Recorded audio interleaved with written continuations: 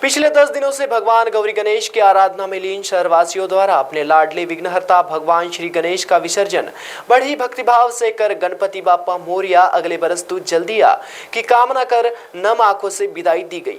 उत्साही गणेश मंडल पेट द्वारा पूरा वार्ड क्रमांक 7 सावनेर द्वारा विसर्जन हेतु बाबुलगांव से बुलाए गए बाबुलगांव ढोल ताशा व छोटे सैयद भाई ढोल ताशा तथा आकर्षण का केंद्र बना रहा। वही सावनेर का विघ्नहर्ता नवयुवक गणेश उत्सव मंडल की सादगीपूर्ण विसर्जन झांकी ने सभी का मन मोह लिया। गणेश विसर्जन की झांकी ने शहर के गांधी पुतला, गडकरी चौक, बाजार चौक आदि भ्रमण कर कोराड़ी स्थित कृत्रिम जलकुंभ में तो वही बाल गणेश उत्सव मंडल पेटपुरा स्थित मूर्तिका कादेगांव स्थित नदी में विसर्जित कर गणपति बाप्पा को विदाई दी गई। इस अवसर पर श्री जय देशमुख, उत्तम कापसे, पप्पू पोफली, सचिन मोहतकर, आशीष मानकर, अतुल मानकर सहित सैकड़ों महिला पुरुष युवक युवतियों ने विसर्जन रैली में शामिल होकर सहयोग किया। महाराष्ट्र टीवी 24 के लिए सावनेर से किशोर ढूंढेले की रिपोर्ट।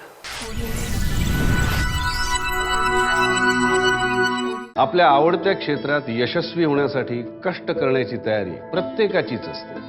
मात्र योग्य मार्गदर्शनासह उत्तम प्रशिक्षणाची जोड मिळाली तर त्याच्यात आत्मविश्वास निर्माण होतो आणि मग यशाचं उत्तुंग शिखर गाठण्यापासून कोणीही रोखू शकत नाही। ग्रामीण तरुणाईला आत्मनिर्भर करण्यासाठी केंद्र आणि राज्य सरकारने एकत्रित दीनदयाळ उपाध्याय ग्रामीण कौशल्य योजना राबवून तरुण तरुणींना विविध क्षेत्रात कौशल्य प्रशिक्षण उपलब्ध करून त्यांना रोजगाराच्या अनेक संधी निर्माण केल्या आहेत। 3 ते 12 महिन्यांचे मोफत निवासी प्रशिक्षणही उपलब्ध केले आहे।